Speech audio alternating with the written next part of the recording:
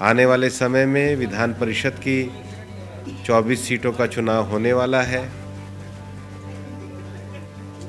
13 सीटों पर भारतीय जनता पार्टी और उसमें से एक सीट भारतीय जनता पार्टी लोक जनशक्ति पार्टी, जिसके अध्यक्ष श्री पशुपति पारस जी हैं। पशुपति पारस जी की लोक जनशक्ति पार्टी को एक सीट देंगे। 11 सीटों पर जनता दल यूनाइटेड ने लड़ने का तय किया। आपसी सहमति से हमारा ये निर्णय हुआ है। इस पर कई राउंड हम लोगों ने बात की और रास्ता इसका निकला जब इन्होंने जैसा बताया कि एक सीट इनको सहयोगी दल पारस जी के लोजपा को एडजस्ट करने के लिए, उसमें सामंजस्य करने के लिए आवश्यकता थी, तो हम लोगों ने भी 11 सीट में सहमति दे दी। नमस्कार, मेरा नाम है निखिल। आप देख रहे हैं न्यूज़ फॉर नेशन। बिहार में विधान परिषद के चुनाव हैं, 24 सीटों पर चुनाव होने हैं, जिसको लेकर के आज जदयू और बीजेपी की तरफ से एक प्रेस कॉन्फ्रेंस बुलाया गया और सीटों की सहमति पर बात बनाई गई।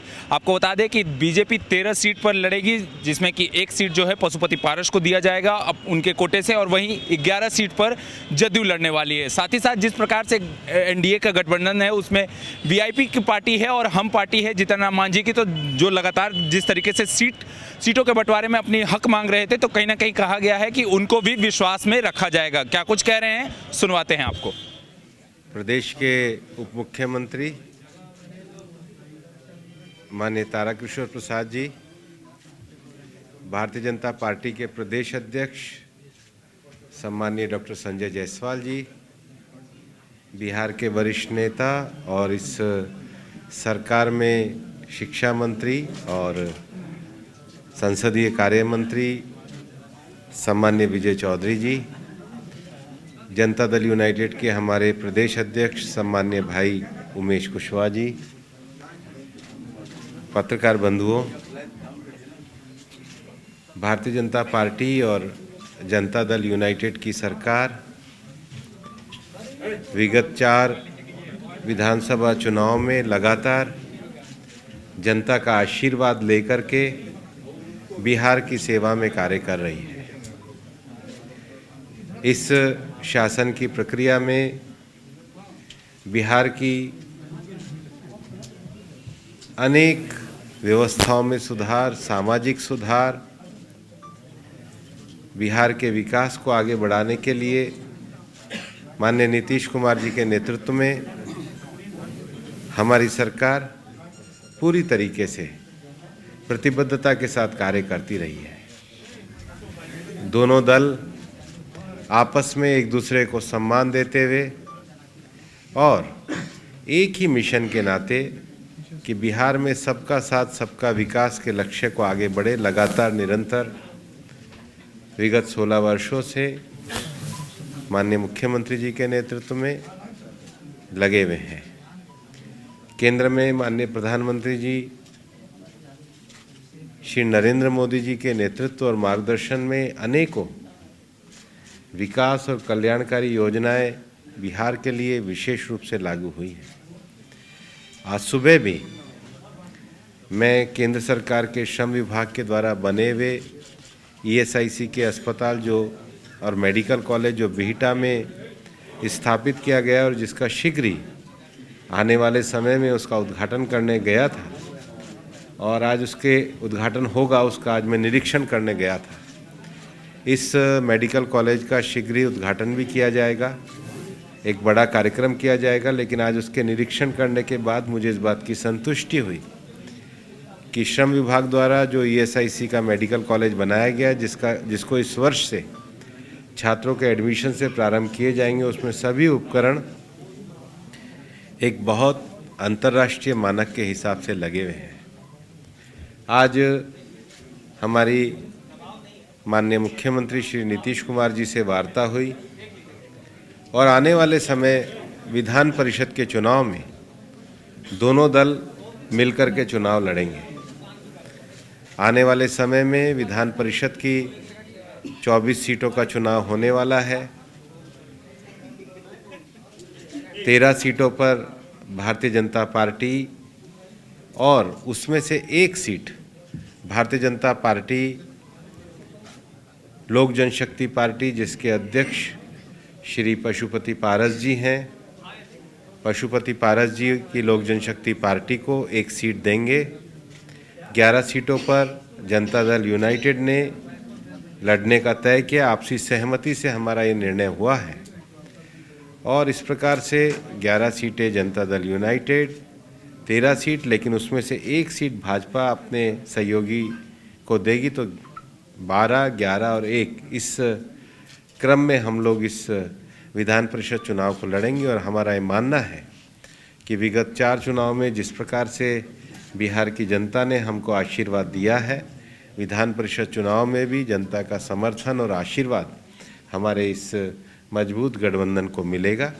मैं विजय चौधरी जी से भी आग्रह करूंगा कि वो भी जदयू की ओर से आपको इसके बारे में संबोधित करें।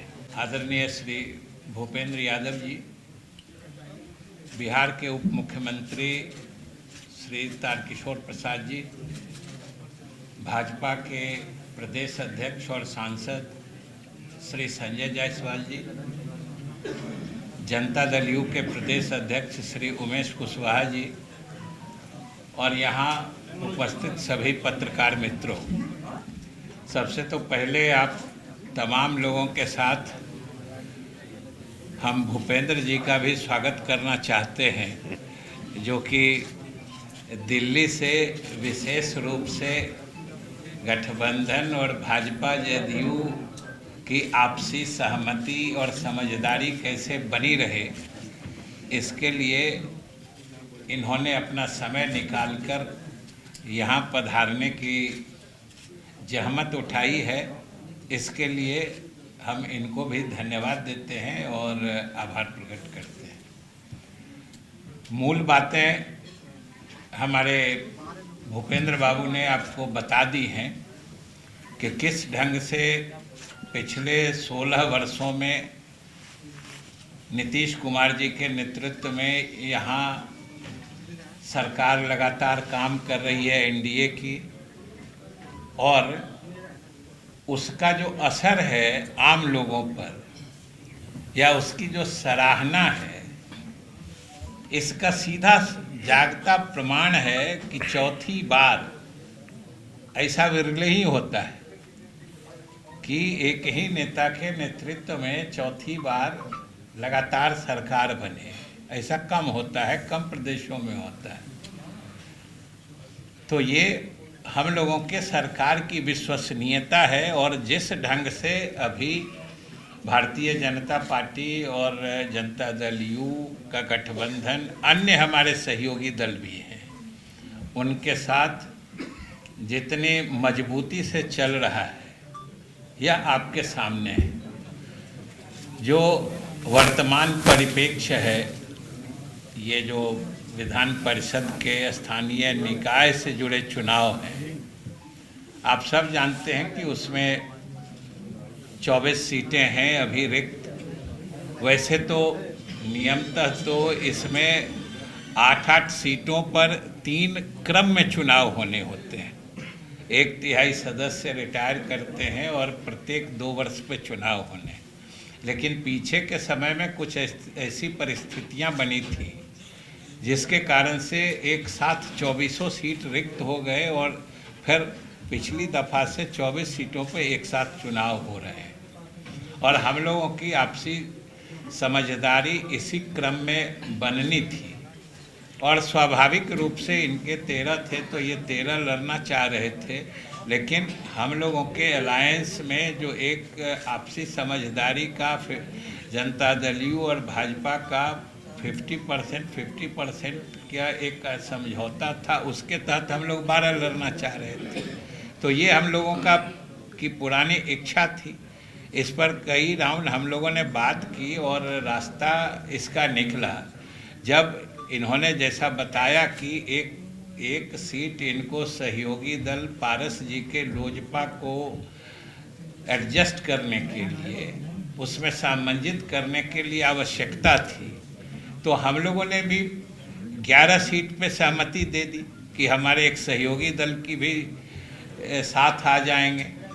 तो जैसा कि उन्होंने बताया कि 12 पे भाजपा लड़ेगी, 11 पे हम लोग लड़ेंगे और एक सीट पर हमारे लोजपा पारस जी वाली लोजपा के उम्मीदवार लड़ेंगे।